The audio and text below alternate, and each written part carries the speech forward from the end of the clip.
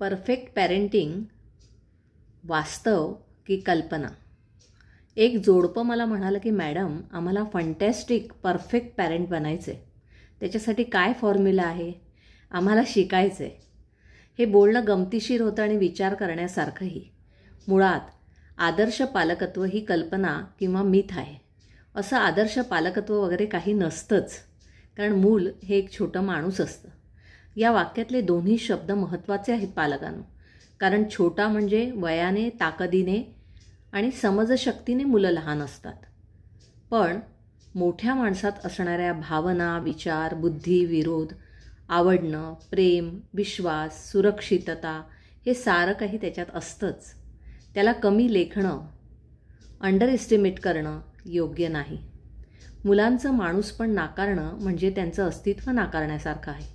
म्हणूनच हे लक्षात घ्यायला हवं की मूल खूप महत्त्वाचं असतं. प्रत्येक मूल युनिक असतं, वेगळं असतं. त्यामुळेच आदर्श पालक या दृष्टीने एकाच प्रकारे सगळ्या मुलांना आपण वाढवणं किंवा एकसारखं पालकत्व राबवणं हे कधी उपयोगाला येत नसतं.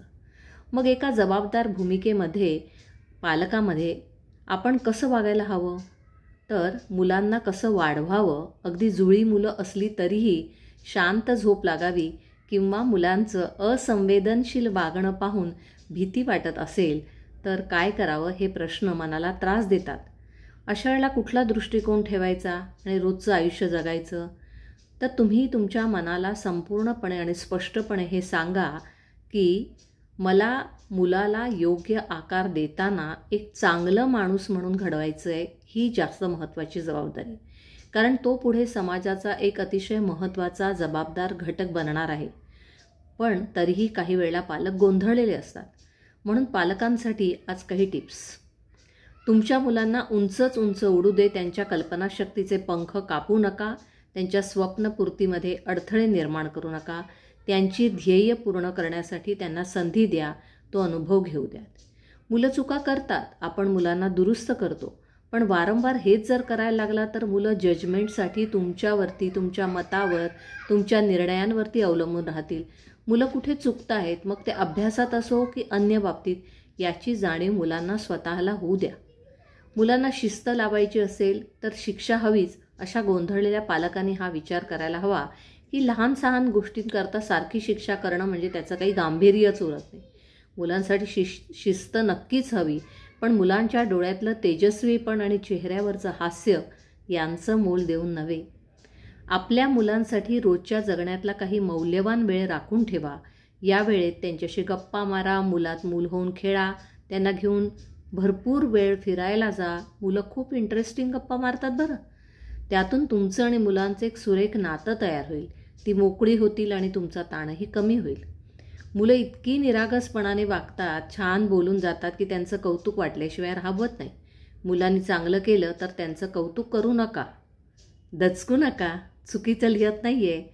मी म्हणते मुलांना असं म्हणा की तू हे केलंस हे मला आवडलं. काही वेळेला गोष्टी अशा घडतात की मुलं पडतात, भांडणं होतात, मनासारखं घडत नाही, मग मुलं रडायला लागतात. अशा वेळेला लगेच धावत जाऊ नका, थोडं रडू देत त्याला, कारण मनासारखं करून घेण्यासाठी हे कधी कधी सुरू असतं.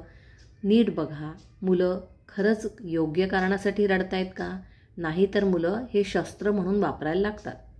इतर लोक तुमच्या मुलाबद्दल जर काही बोलले तर लगेच त्याप्रमाणे मुलाला जज न करता त्याच्याशी आदराने बोलून मुलांना अशा वागण्याचं कारण विचारा. त्याच्या संस्कारावरती विश्वास ठेवा. मुलांची तुलना केलीत ना पालकांनो की आपापसात असूया निर्माण होते. त्यांच्या स्वप्रतिष्ठेला धक्का पोहोचवण्यापेक्षा दोघांनाही सारखा वेळ द्या. चांगल्या गुणांवर फोकस करा. त्यांच्या गुणांचं कौतुक केलं तर तुम्हाला आणि त्यांना दोघांनाही प्रोत्साहन मिळतं. तुमच्या घरात आणखी एक शाळा तयार करू नका. मुलं शाळेतून घरी येतात, ते घर त्यांच्यासाठी एक रिलॅक्स ठिकाण असतं. तिथेही जर सारखा अभ्यास, नियम, कडक शिस्त, मग मुलांना घरी यावंसंच वाटत नाही. म्हणूनच there is no such thing as a perfect parent, so just be a real parent. धन्यवाद.